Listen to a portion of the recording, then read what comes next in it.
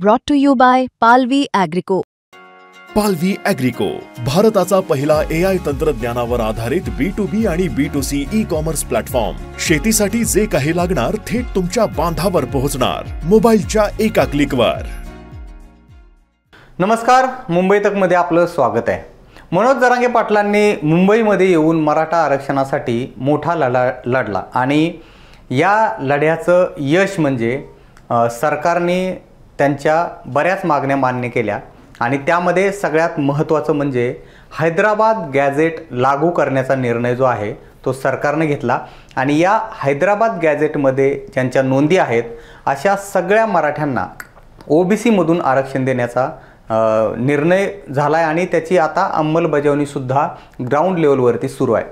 आता हे गॅझेट आल्यानंतर वेगवेगळ्या चर्चा सुरू झाल्या, त्याच्यावरती आरोप प्रत्यारोप होऊ लागले. अगदी मराठा समाजातील अभ्यासकांनी सुद्धा जरांगे पाटलांच्या या आंदोलनावरती किंवा जरांगे पाटलांनी जो दावा केला आहे या दाव्याच्या विरोधामध्ये भूमिका घेतली आणि आता हे गॅझेट आल्यानंतर अजून एका आरक्षणाची मागणी होऊ लागली आहे. हे आरक्षण म्हणजे बंजारा आरक्षण. बंजारा समाजानं आता अशी मागणी केली आहे की त्यांना आदिवासीमधून ST प्रवर्गामधून आरक्षण द्या आणि त्यांनी ही मागणी करताना सुद्धा हैदराबाद गॅझेटचा आधार घेतलेला आहे. त्यांचं असं म्हणणं आहे की हैदराबाद गॅझेटमध्ये ज्या नोंदी आहेत त्या नोंदींच्या आधारे बंजारा समाजाला ST प्रवर्गामधनं आरक्षण द्या. तर हैदराबाद गॅझेटमध्ये बंजारा समाजाबाबत नेमक्या नोंदी काय आहेत आणि एकूणच ही मागणी कधी जोर धरू लागली आणि या मागणीच्या मागचं सगळं जे राजकारण आहे, समाजकारण आहे, हेच आपल्याला जाणून घ्यायचं आहे. आणि यासाठी आज या विशेष मुलाखतीमध्ये आपल्या सोबत आहेत गोर सेनेचे राष्ट्रीय अध्यक्ष अरुण चव्हाण सर. आणि अरुण चव्हाण सरांची दुसरी ओळख म्हणजे ते बंजारा समाजाचे अभ्यासक सुद्धा आहेत. चव्हाण सर, तुमचं स्वागत आहे मुंबई तक मध्ये. नमस्कार सर. नमस्कार. नमस्कार चव्हाण सर, जसं की तुम्हालाही माहिती आहे की बंजारा समाज आता रस्त्यावरती उतरलाय आणि ST मधून आरक्षणाची मागणी केली जाऊ लागली आहे. हैदराबाद गॅझेटच्या नोंदींचा आधार घेऊन सरकारकडे ही मागणी केली जाते आहे. तर सुरुवातीला तर तुम्ही हे सांगा की हैदराबाद गॅझेटमध्ये नक्की असं काय आहे की बंजारा समाजाला आता ही मागणी करावीशी वाटली आहे? बघा, 1871 हा गॅझेट तर पहिली वेळेस 1868 पहिली वेळेस बाहेर आला. त्याच्यानंतर 1871 बंजारा समाजाला क्रिमिनल ट्राईब्स मध्ये टाकण्यात आलं. बर. क्रिमिनल ट्राईब्स इथं ट्राईब्स म्हणजेच आदिवासी. तर त्यावेळेस पासून ते आतापर्यंत 1948 पर्यंत जे गॅझेट आहे हा गॅझेट निजाम शासनामधला हा त्यावेळेसचा पुरावा आहे. 1950 नंतर भारतीय संविधान लागू झालं, पण याच्या अगोदर हा गॅझेटच पुरावा होता. बर. त्यावेळेस पासून आमच्या नोंदी आहेत. 1871 पासून 1871च्या पूर्वी पण आणि 1871च्या नंतर पण आणि 1920 ला ते नोंदी आहेत. त्याच्यानंतर 1935 नोंदी आहेत. बर. हा प्रत्येक नोंदी आहेत. आणि हा समाज बंजारा ही जात नसून भरपूर लोकांची एक हे आहे की बा बंजारा जात नाही, बंजारा ही जमात आहे आणि त्यांच्या भरपूर उपजाती आहेत. ढाडी, ढालिया, सनार, नावी, जोगी असे उपजाती आहेत आणि बंजारा ही जमात आहे, जमात. बर. आणि बंजारा जमात असल्यामुळे ही ट्राईब्स आहे आणि ट्राईब्स हा आदिवासी हे आहे. त्याच्यामुळं आम्ही पण आदिवासी आहोत का, तर आम्ही पण जंगलातच असतो. आज पण आमचे तांडे मॅक्झिमम जंगलात आहेत. ओके. हा. तर आता सध्याचं जे बंजारा समाजाला आरक्षण आहे ते नेमकं कसं आहे आणि आता या आरक्षणाची मागणी ही म्हणजे जे आदिवासींमधून आरक्षण जर मिळालं तर त्याच्यामध्ये नेमके काय, तो प्रवर्ग कसा आहे, त्याच्यामध्ये नेमके काय लाभ होणार आहेत? आधी सध्याचं आरक्षण आधी कसं आहे ते सांगा. तर आता आम्ही विजयंती मध्ये आहोत. व्हीजेएनटी अ मध्ये आम्हाला 3% भेटतात आणि 3% मध्ये 35 ते जवळपास 35च्या वर जाती आहेत, बर उपजाती आहेत. बर. आणि त्या लोकांमध्ये ती 35 जर बघितलं गेलं तर आम्हाला किती 3% आहे. आणि आजचा जो समाज हा समाज मागासलेला आहे. बर. आज मागासलेला समाज आहे, ऊसतोडी करतोय. आज अलग अलग काम करण्यासाठी बंजारा समाज हा कामगार आहे. आणि ह्या समाजाला जर बरोबरीमध्ये घ्यायचं असेल, ह्या समाजाला जर आज भारत देशामध्ये बरोबरीचं स्थान द्यायचं असेल तर ह्या समाजाला एसटीचं आरक्षण देऊन भारत सरकार आणि महाराष्ट्र गव्हर्नमेंटनी शिफारस करावी, हीच आमची मागणी आहे. आणि ही मागणी काय आज या काल परवापासून नाही मागणी. आमचे वसंतराव नाईक साहेब ज्यावेळेस मंत्रिमंडळात होते त्यावेळेस पासून मागणी आहे. बर. ऑल इंडिया बंजारा सेवा संघाची स्थापना 1953 ला झाली आणि त्याच्यानंतर 1956 ला ऑल इंडिया बंजारा सेवा संघाचे राष्ट्रीय अध्यक्ष रामसिंग बानावतजी यांनी पण हे प्रश्न मांडून भारतामध्ये एक संविधान तर एक आरक्षण याच्या बेसवर त्यावेळेस पासून लढलेले आहेत. हा आजपासून ही मागणी आजपासून नाही. त्याच्यानंतर डॉक्टर संत रामराव महाराज जे बंजारा समाजाचे धर्मगुरू हे होते त्यांनी पण उपोषण केले, जंतर मंतरवर गेले, त्याच्यानंतर आझाद मैदानावर केले. आणि त्यावेळेस जे गृहमंत्री होते RR आबा त्यावेळेस त्यांनी बापूला असं बोलले होते की बा आम्ही सगळे निकष पाहू आणि निकष पाहून त्याच्यावरती आम्ही एसटीचं रिझर्वेशन याच्यावरती आम्ही केंद्र सरकारकडे पाठपुरावा करू, हे RR आबाचे शब्द आहेत. बर बर बर. अच्छा, म्हणजे तुम्ही जसं सांगताय की ही जी बंजारा समाजाला एसटी मधून आरक्षण देण्याची मागणी ही नवीन नाहीये, ही मागणी नाही. तर आता ही मागणी मग संविधानिक कशी आहे हे थोडंसं पटवून सांगाल का, की ही मागणी संविधानिक कशी आहे? सर, जे एसटी मध्ये जाण्याचे जे 5 निकष आहेत, आदिवासी समाजामध्ये जे आज एसटी मध्ये आहेत त्यांचे पाडे आहेत, आमचे तांडे आहेत. त्यांची स्वतंत्र बोलीभाषा आहे, आमची स्वतंत्र बोलीभाषा आहे. त्यांचं स्वतंत्र संस्कृती आहे, आमची पण संस्कृती आहे. जे 5 जे निकष आहेत ना ते 5ही निकष आम्ही हे करतो ना सर. आज बी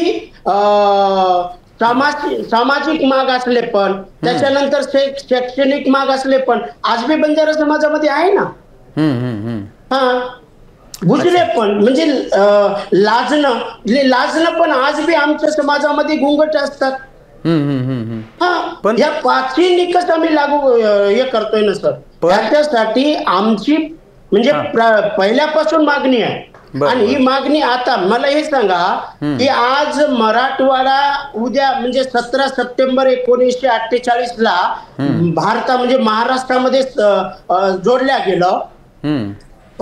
त्यावेळेस पासून आज जर बघितलं गेलं तर तिकडले लोक तेलंगणा आंध्र त्यावेळेस आंध्र प्रदेश आणि आजचा तेलंगणा या दोन्ही राज्यामध्ये ओरिसामध्ये आज बी बंजारा समाज हा एसटीच आहे, शेड्यूल ट्राईब आहे. बर. अच्छा, मग आता मला सांगा, ही तुम्ही म्हणताय ही मागणी संविधानिक आहे, मात्र आता कसं आहे की मराठा समाजानं मागणी केली ओबीसी मधून आरक्षण देण्याची, तर ओबीसी समाज आता रस्त्यावरती उतरलाय. तर आता मग हा जर समजा बंजारा समाजाला आरक्षण दिलं गेलं एसटी मधून तर आदिवासी समाजावरती अन्याय होणार नाही का सर? आदिवासी आता मला हे सांगा, आदिवासी समाजावर अन्याय आता तेलंगणा आंध्रामध्ये तेलंगणामध्ये लंबाडा म्हणून ओळखला जातो आणि आंध्र प्रदेशमध्ये सुगाली म्हणून ओळखला जातो. आज आहे ना सर. बर. आज आम्ही असं नाही म्हणतोय की बा की काल परवा उठलो ना आम्हाला एसटीचं आरक्षण द्या. आता मला हे सांगा, मराठवाडा हे महाराष्ट्राचा भाग झाला. ओके. हा तर हैदराबाद स्टेटचाच भाग आहे ना. पण तुम्ही म्हणताय की हैदराबाद आणि तेलंगणामध्ये बंजारा समाजाला एसटी मधून आरक्षण आहे. हो. आणि मग आता ही जी मागणी आहे त्यांनी ते आरक्षण कधी मिळालंय म्हणजे त्यांना हैदराबाद आणि तेलंगणामध्ये, आणि ही मागणी इथं मागणी करून त्याचा काय फायदा होणार आहे का? म्हणजे महाराष्ट्र राज्य सरकारकडे मागणी करून त्याचा काय फायदा होणार आहे असं वाटतंय का तुम्हाला अभ्यासक म्हणून? महाराष्ट्र राज्य शिफारस करू शकतो ना केंद्राकडे. बर. राष्ट्रपतीकडे केंद्र शिफारस करू शकतो. तर आमची एकच म्हणजे एक मागणी आहे की महाराष्ट्राचे मुख्यमंत्री नामदार देवेंद्र फडणवीस आणि दोन्ही उपमुख्यमंत्री नामदार एकनाथ शिंदे, नामदार अजितदादा पवार यांच्याकडे मागणी आहे की तुम्ही बंजारा समाजाचे सगळे हे बघा, निकष बघा आणि एक उपसमिती नेमा आणि उपसमिती नेमून ते केंद्राकडे त्याची शिफारस लागू करा, केंद्राकडे शिफारस करा. आज बंजारा समाज आज हलक्यात घेतलं तर चालणार नाही सर.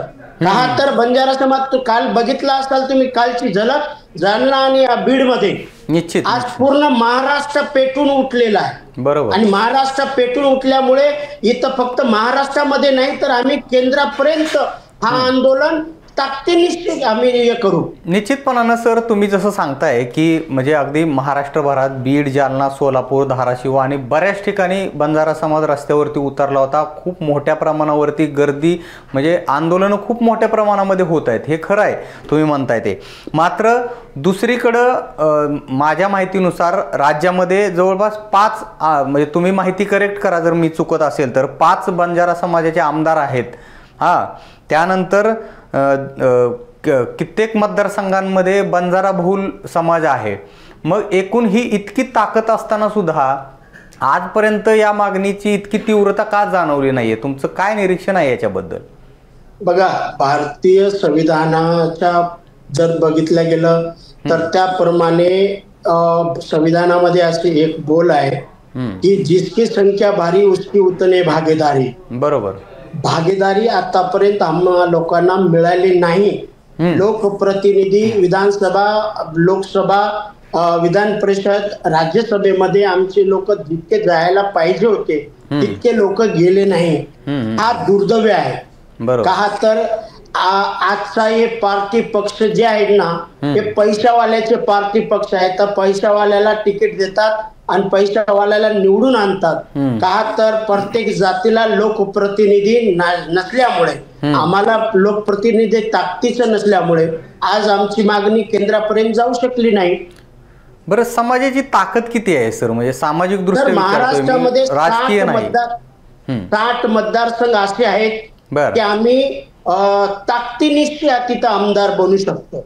मी पूर्ण जिल्ह्यासहित तुम्हाला सांगू शकेल की प्रत्येक 60 मतदारसंघ आहेत, आम्ही आमच्या ताकदीवर तिथं निवडून येऊ शकतो. तुम्ही सर तुम्ही इतके वर्ष झालं तुम्ही समाजासाठी काम करताय, आणि मग आता तुम्हाला असं वाटत नाही का, जे ठीक आहे तुमचं म्हणणं हे आहे की नेतृत्व मिळत नाही वगैरे, पण जे नेतृत्व करतायत समाजाचं, एक आमदार म्हणून म्हणा किंवा नेते आहेत जे वेगवेगळ्या पक्षांमध्ये आहेत, हे कुठंतरी फेल ठरलेत असं वाटत नाही इतक्या वर्षांपासून? मग जर तुम्ही सांगता की खूप वर्षांपासूनची लढाई आहे.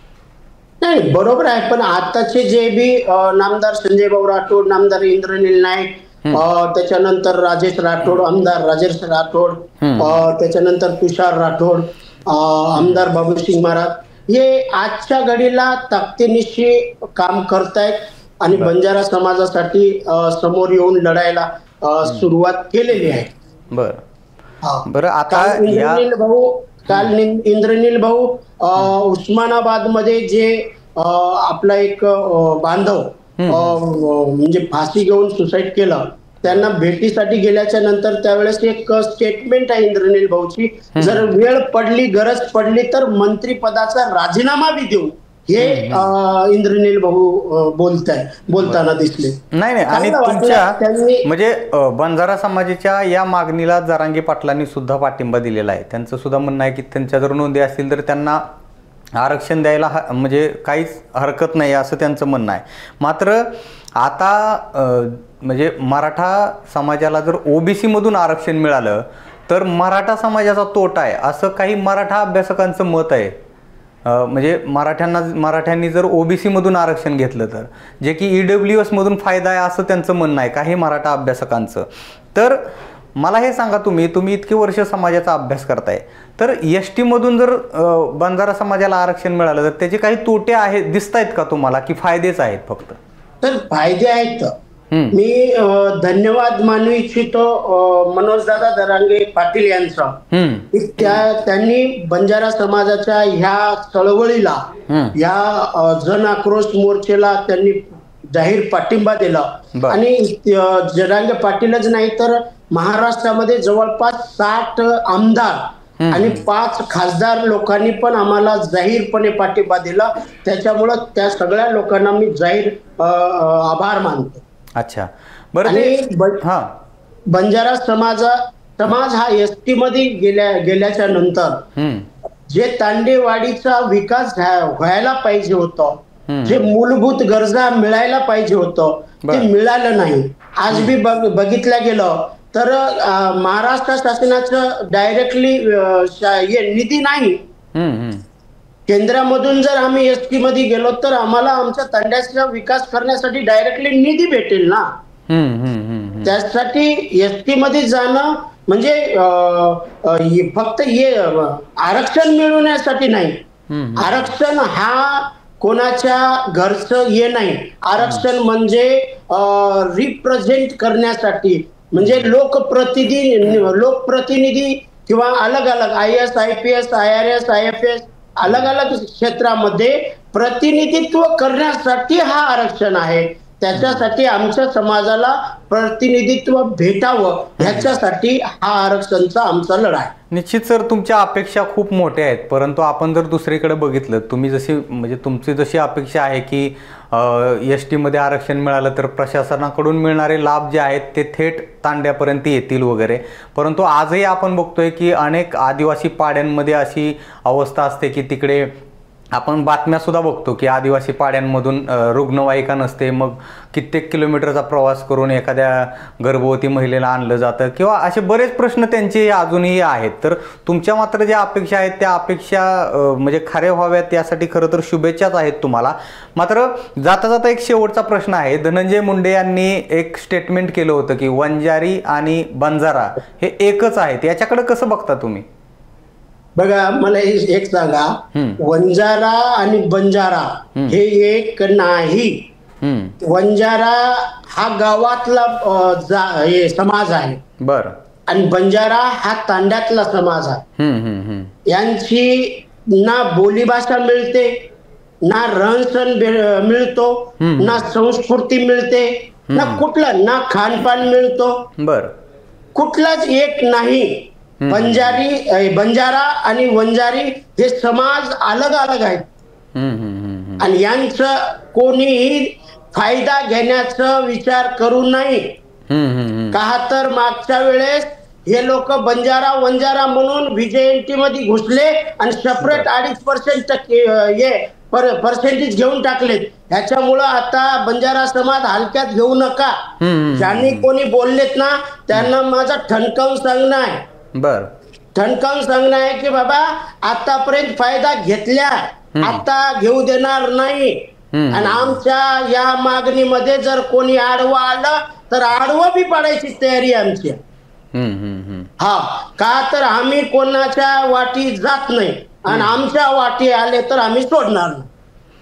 निश्चित सर, तुम्ही जसं म्हणताय की आता इकडे मराठा समाजाच्या आरक्षणाचा विषय जेव्हा येतो तेव्हा नात्यातील व्यक्तींना सगळे सोयऱ्यांना आरक्षणाचा मुद्दा खूप चर्चेत आला होता. तसे काही उदाहरणं आहेत का की काही बंजारा समाजातील व्यक्तींना ST मधून आरक्षण आहे आणि काहींना नाही, अशी काही उदाहरणं आहेत का तुमच्या अभ्यासामध्ये? तर हे माझ्याच घरामध्ये आहे. बर, आम्ही 3 भाऊ आहोत. एक भाऊ ST आहे आणि 2 भाऊ VJNT आहे. बर, उदाहरणात जर बघितलं गेलं तर उदाहरण देण्यासारखे भरपूर आहेत. आज बी चंद्रपूर जिल्ह्यामध्ये 12 तांडे असे आहेत की तिथं आज बी ST आणि VJNT हे दोन्ही रिझर्वेशन भेटतात तिथं. हा, चंद्रपूर जिल्ह्यामध्ये जिवती तालुक्यामध्ये भोला पठार, लेंडीगुडा, पळसगुडा, शंकरलोधी, लेंडीगवा, महाराजगुडा, परमधोली, आमटापूर, पद्मावती असे 12 तांडे आहेत. 12. बर. हा, त्याच्यानंतर बुलढाणा जिल्ह्यामध्ये मोताळा तालुक्यामध्ये नायकडा म्हणून जे आमचे बंजारा समाजच आहे, नायकडा म्हणून ओळखला जातो, तो एसटी मध्ये आहे आज बुलढाणा जिल्ह्यामध्ये. हा, निश्चित सर, तुम्ही खूप महत्त्वाची माहिती अगदी शॉर्ट नोटीसवरती येऊन मुंबई तकच्या माध्यमातून प्रेक्षकांना दिली आहे. ही माहिती खूप महत्त्वाची आहे की हैदराबाद गॅझेटमधून मध्ये नक्की काय आहे की ज्या माध्यमातून आज बंजारा समाज हा एसटीमधून आरक्षणासाठी रस्त्यावरती उतरलेला आहे. त्यासोबतच ही मागणी कशी संवैधानिक आहे हे सगळं अरुण चव्हाण सरांनी समजावून सांगितलेलं आहे. अरुणजी, खूप खूप धन्यवाद पुन्हा एकदा तुमचं, तुम्ही मुंबई तकशी संवाद साधलात त्याबद्दल. धन्यवाद. तर हे होते अरुण चव्हाण, जे बंजारा समाजाचे अभ्यासक होते आणि गोर सेनेचे राष्ट्रीय अध्यक्ष सुद्धा ते आहेत. आणि हैदराबाद गॅझेटियरमधल्या नोंदींच्या नुसार आता मराठा समाजानंतर बंजारा समाजानं सुद्धा मागणी केलेली आहे की आम्हाला एसटीमधून आरक्षण द्यावं, आणि त्यासाठी बंजारा समाजाची राज्यभर आंदोलनं सुरू आहेत.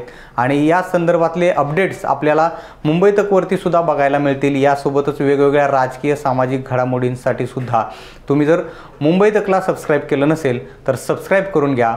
ही मुलाखत पाहिल्याबद्दल धन्यवाद.